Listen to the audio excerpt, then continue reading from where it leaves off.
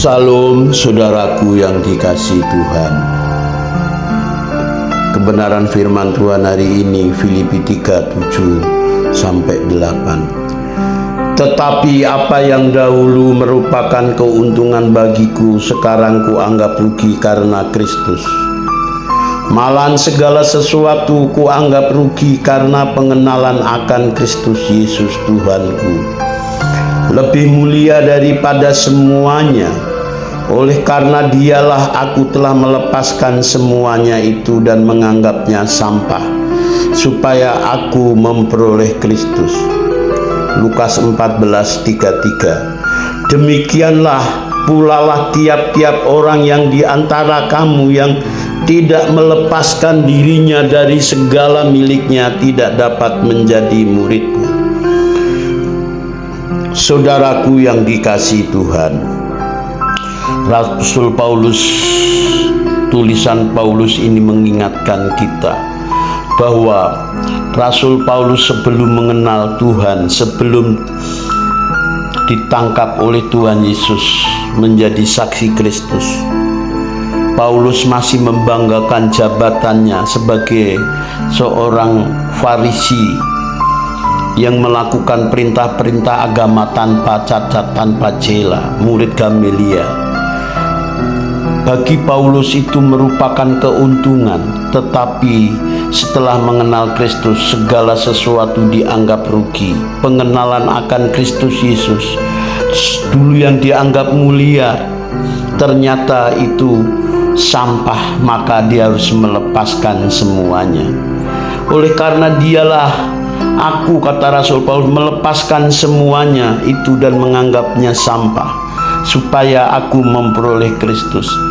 Jadi Paulus sebelum mengenal Kristus, jabatan, takhta, harta, kemuliaan di dunia, setelah mengenal Kristus ternyata itu hanya sebuah sampah. Dalam bahasa Yunaninya sekubalan, yaitu kotoran binatang.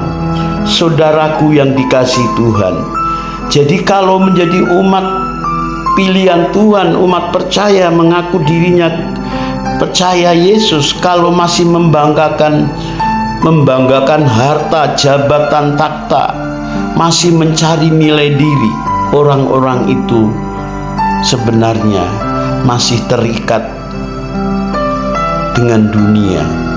Orang-orang itu, kata Rasul Paulus, seperti sampah sekubalan, saudara. Karena Paulus sudah melepaskan semuanya itu. Untuk memperoleh Kristus harus ada barter, ada pilihan, harus dilepaskan semua kebanggaan dunia, harta dunia, nilai diri, semua jabatan ini memang berat. Karena sabda Yesus mengingatkan Lukas 14:33. Demikian pula tiap-tiap orang di antara kamu tidak melepaskan dirinya dari segala miliknya tidak dapat menjadi muridku. Artinya menjadi pengikut Kristus, menjadi murid Kristus, harus berani melepaskan segala milik kita seperti Rasul Paulus. Artinya tidak ada ikatan dalam hidup ini. Saudara boleh kaya, saudara boleh sukses, prestasi saudara menjulang tinggi, semua manusia menghormati saudara karena jabatan, takhta, harta. Tetapi jika semuanya itu bukan untuk kemuliaan Tuhan, kata Rasul Paulus, itu hanya sebuah sampah, sekubalan. Rasul Paulus, oleh karena dialah aku telah melepaskan semuanya itu, takhta, harta, jabatan, kehormatan, ternyata itu sampah supaya aku memperoleh Kristus. Sampah ini saya katakan hanya kotoran binatang, sekubalan bahasa Yunaninya.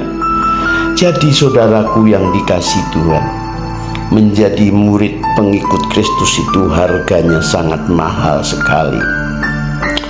Harus dibayar dengan segenap hidup.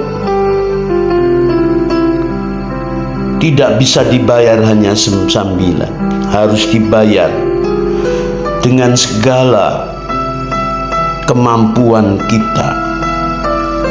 motivasi kita harus kita persembahkan kepada Tuhan, saudaraku yang dikasihi Tuhan.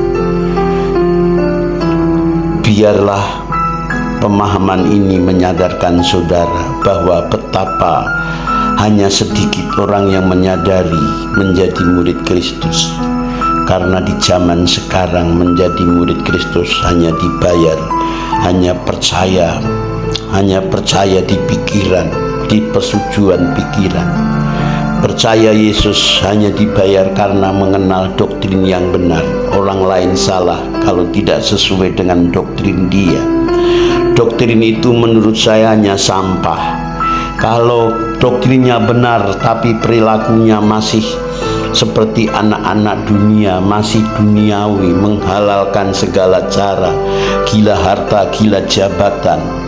Orang-orang itu doktrinnya tapi merasa benar, tapi orang tadi dipakai iblis, bahwa doktrin benar tidak bisa menyelamatkan seseorang. Selama Yesus adalah Tuhan, itu bukan sesat, saudara. Saudaraku yang dikasihi Tuhan, karena percaya Yesus itu harus dibayar segenap hidup, melepaskan segala apa yang kita miliki, kita banggakan di dunia ini. Tetapi fenomena yang kita lihat sekarang, menjadi murid Kristus hanya dibayar beragama Kristen, rajin bergereja, mengikuti seremonial upacara agama, nyanyi-nyanyi tepuk tangan, tapi tidak berani melepaskan apa yang menjadi kebanggaan dia, apa yang menjadi kehormatan dia, bahwa takhta harta yang kita miliki semuanya untuk kemuliaan Tuhan, bukan untuk kemuliaan kita, saudara. Karena harta kita yang sesungguhnya yaitu di rumah Bapa di surga. Harta yang kita miliki ada di kerajaan surga. Di sana tidak ada ngengat, tidak ada karat. Di sana hidup kekal selama-lamanya. Kebenaran firman ini mengingatkan saudara agar saudara lebih sungguh-sungguh lagi mengiring Tuhan Yesus. Salam, terima kasih.